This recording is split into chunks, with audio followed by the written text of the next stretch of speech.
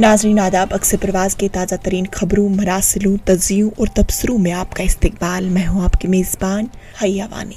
वादी कश्मीर में शदीद सर्दी की लहर मुसलसल 5वें रोज से जारी है। श्रीनगर में गुज़श्ता शब कम से कम दर्जे हरारत में -7.6 डिग्री रिकॉर्ड किया गया, जबकि वादी में शोपियां ऐसा इलाका था जहां गुज़श्ता रात को कम से कम दर्जे हरारत -10.6 डिग्री सेल्सियस रिकॉर्ड किया गया। महकमे मौसमियात के मुताबिक जम्मू कश्मीर के मैदानी इलाकों में ऊंची जगहों पर हल्की बर्फबारी 22 जनवरी की शाम से 25 जनवरी तक होने का इम्कान है।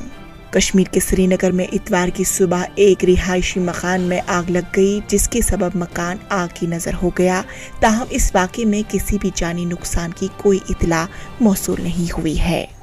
जम्मू कश्मीर के जिला अनंतनाग के बिजबिहाड़ा इलाके में इतवार के रोज दरियाई जहलिम से एक अदम शिनाख्त लाश बरामद की गई। मंशियात के खिलाफ कार्रवाई जारी रखते हुए आज अवंतीपुरा पुलिस ने एक मंशियात फरोश को 40 किलोग्राम फकीक के साथ गिरफ्तार करने का दावा किया है। मारूफ समाजी ऐप व्हाट्सएप ने शदीद अवामी तनकीद के बाद अपनी मुतनाज़ा नई प्राइवेट पॉलिसियों से मुतालिक एक बयान जारी करते हुए कहा कि डेटा शेयरिंग पॉलिसी में तब्दीली को 3 माह के लिए मुअख्खर कर दिया गया है।